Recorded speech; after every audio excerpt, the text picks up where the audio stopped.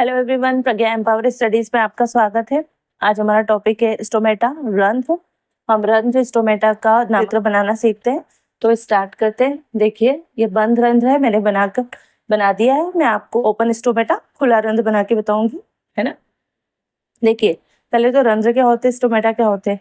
तो पत्तियों की एपिडर्मिस पर इस तरह से पत्तियां होती है ना, पत्तियों की निचली सतह पर, यहाँ पर पिछली साइड निचली सतह पर एपिडर्मिस पर छोटे छोटे छिद्र होते हैं, जिनसे कुछ तनों में भी होते हैं, जिनके द्वारा पौधे वातावरण के साथ प्रकाश संश्लेषण की क्रिया के दौरान या श्वसन की क्रिया के दौरान वायु का आदान प्रदान करते हैं, और बाष्पोत्सर्जन की क्रिया के दौरान जल का वाष्प के रूप में बाहर निकालते हैं। तो रंध्र का ये काम होता है कि जो वातावरण के साथ जल वाष्प और गैसों के आदान प्रदान के लिए रंध्र भूमिका निभाते हैं। ठीक है, ये होते हैं रंध्र। अब रंध्र देखिए, ये बंद रंध्र है इस तरह से। अब ये खुल गया, ये बंद हो गया, ये खुल गया।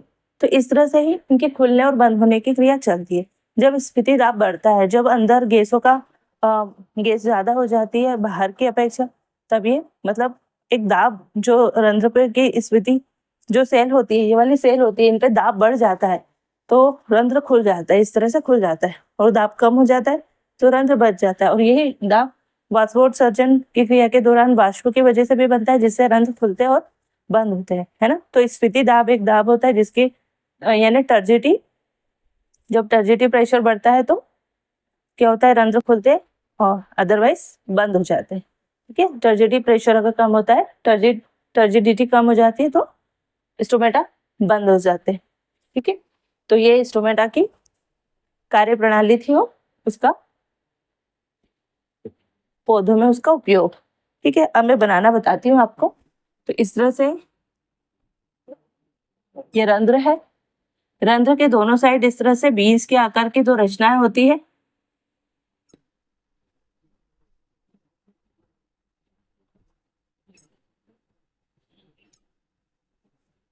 इनको कहते हैं रक्षक कोशिकाएं या गार्ड सेल। और इन रक्षक कोशिकाओं में इस तरह से क्लोरोप्लास्ट होते हैं।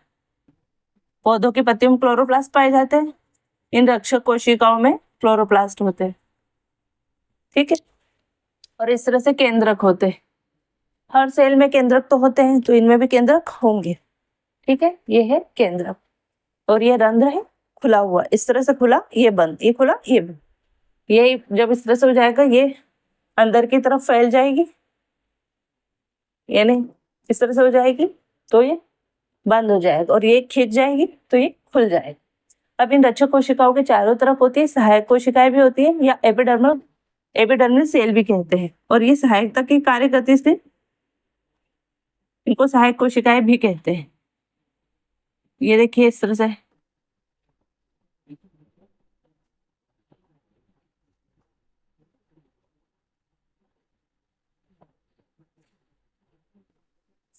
आप स्टोन की तरह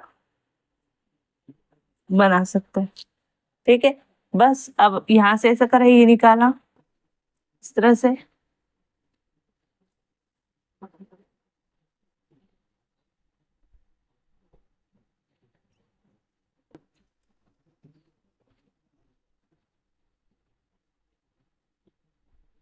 ओहो, ये तो यहाँ से जुड़ गया। तो ये बन गया आपका रंध्र। पुस्तक में जब आप इसका डिजाइन देखोगे ना, तो थोड़ा सा टिपिकल दिखता है, पर कुछ नहीं, आपको एक बीच में ऐसा बनाना होता है। उसके आगे दो ये बीन्स बनाओ, फिर ये इस तरह से मैंने बनाई थी अलग अलग सेल, और बस उस सेल को इस तरह से जोड़ दो। जिस तरह से मैंने कनेक्ट किया वैसे आप कनेक्ट कर देंगे तो आपका रंध्र बहुत अच्छा, जैसा पुस्तक में दिखाया जाता है, वो बन जाए। और ये दिख रहा है, यहाँ से अदर दूसरी साइड के कोशिकाएं जुड़ी होती है, और दूसरा इनसे दूसरा जुड़ जाएगा। जैसे ये वाला, इसको यहाँ से जोड़ दो तो अगला कनेक्ट हो जाएगा, है ना। ये बंद है और ये ओपन है। ठीक है, तो ज्यादातर तो रात के समय बंद हो गए, दिन में प्रकाश संश्लेषण की क्रिया होती है, गैसों का आदान प्रदान होता है, वाष्पोत्सर्जन भी दिन के समय ज्यादा होगा, तो अब वैसे खुले रहेंगे, अदरवाइज ये बंद हो जाएंगे। ठीक है, तो ये था चित्र। अब इसका नामकरण कर दें।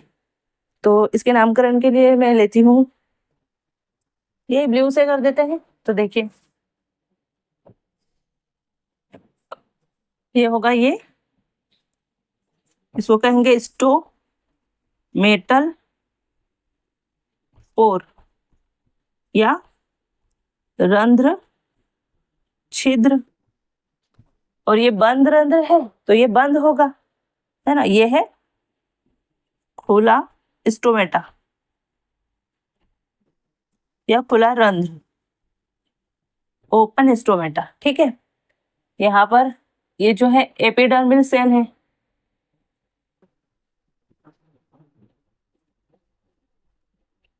यह है ना, ये भी है और ये भी है, दोनों,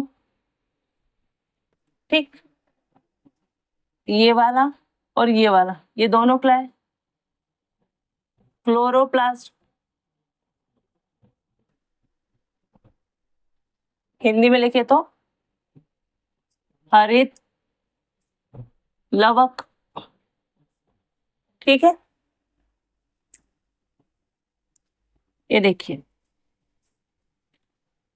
ये गार्ड सेल है, ये दोनों क्या है, गार्ड सेल।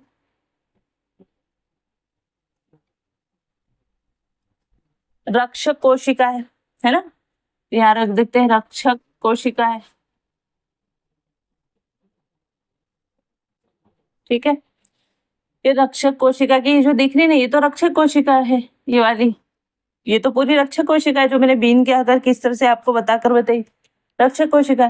तो ये वाली जो है इसको कहेंगे आउटर वॉल। अब ये दो दिख रहा है ना, इधर भी एक दीवार है, ये भी एक दीवार, तो ये वाली जो दीवार रहेगी बाहर वाली, इसको लेंगे आउटर वॉल, और अंदर वाली जो ये वाली रहेगी इसको कहेंगे इनर वॉल। तो जो आउटर वॉल होती है, आउटर वॉल कैसी होती है, पतली होती है, पतली होती है, और जब स्टोमेटा खुलता है या बंद होता है तो इसमें इसका कोई भी रोल नहीं होता, ये पतली होती है और इसमें इलास्टिसिटी यानी तन्यता भी नहीं होती। और ओपन जब क्लोज होता है, ओपन होता है, तो इसका ज्यादा काम नहीं होता है, और काम नहीं होता है। तो ये क्या है, आउटर थिन वॉल, किसकी, गार्ड सेल की। अब ये देखो, ये वाली जो है अंदर वाली, ये क्या है, inner thin, inner thick wall, किसकी, गार्ड सेल की या रक्षक कोशिकाओं की। क्या है, ये बाह्य है, बाहरी पतली भित्ति, इसको नाम ऐसे दे सकते हो, बाहरी पतली भित्ति। और ये इनर थिक वॉल को क्या कहेंगे, आंतरिक मोटी भित्ति। अब देखिए, जो इनर थिक वॉल है, ये वाली, इसका रोल पूरा रोल होता है स्टोमेटा को खोलने के लिए और बंद करने के लिए। जब ये है ना, जब ये बाहर की तरफ स्ट्रेच होती है, यानी इस तरह से होती है, तो स्टोमेटा खुल जाता है, और इस तरह से हो जाती है तो स्टोमेटा बंद हो जाता है। तो जब ये बाहर की तरफ ऐसी होती है तो इसको कहेंगे कि ये क्या, बाहर की तरफ ये खिंचा हुआ है ना, ये फैलने से क्या हुआ, स्टोमेटा खुल गया। और ये अंदर की तरफ हुई, यानी बाहर इस तरह से फैली और ये कॉन्ट्रैक्ट हुई, तब इसको बोलते हैं कि स्टोमेटा बंद हो गया। तो ये पूरा, और इसमें क्या होता है, तन्यता होती है, इलास्टिसिटी किसमें होती है, इनर थिक वॉल में, है ना। थिक होती है, मोटी होती है, तो इसमें इलास्टिसिटी होती है। भाई पतली चीज को खींचोगे तो वो जल्दी टूटेगी, मोटी चीज को खींचोगे तो वो टूटेगी नहीं, उसमें इलास्टिसिटी होगी। तो इसमें क्या होती है, अंदर वाली जो वॉल होती है, इनर थिक वॉल या आंतरिक मोटी भित्ति के, आंतरिक मोटी भित्ति कैसी होती है, थिक तो होती है, लेकिन इसमें इलास्टिसिटी होती है, और स्टोमेटा को खोलने बंद करने में इसी का रोल होता है। और ये पतली की होती है, अगर पूरी एक जैसी बन जाएगी ना तो ये टूट जाएगी। बाहर वाली पतली देती है जो इसको, अगर इसकी संरचना इस तरह से नहीं हुई कि ये बाहर वाली भी पतली कर दे, अगर ये दोनों साइड की मोटी होती ना तो ये टूट ही जाती, फिर ये काम प्रॉपर नहीं करती। तो अंदर वाली मोटी और बाहर वाली पतली इसीलिए होती है कि स्टोमेटा को प्रॉपर खोल सके और बंद कर सके, ठीक है। अब ये है, यह रेड जो मैंने बनाया है सभी में, तो हर सेल में न्यूक्लियस तो होते हैं, तो ये है न्यूक्लियस यानी केंद्रक। ये बाहर वाली कौन सी सेल है, एपिडर्मल सेल, है ना, इन्हीं को सहायक कोशिकाएं भी कहते हैं। तो बस इतना ही स्टोमेटा खुला रंध्र और बंद रंध्र इतना ही पूछा जाता है। इस संरचना को बनाने से आपके काफी अच्छे मार्क्स आपको आएंगे। तो इंग्लिश मीडियम वाले इंग्लिश में लिख दें, हिंदी मीडियम वाले हिंदी में लिख दें। तो ये एपिडर्मल सेल है, इसको हिंदी में लिख दीजिएगा, एपिडर्मल सेल है ना।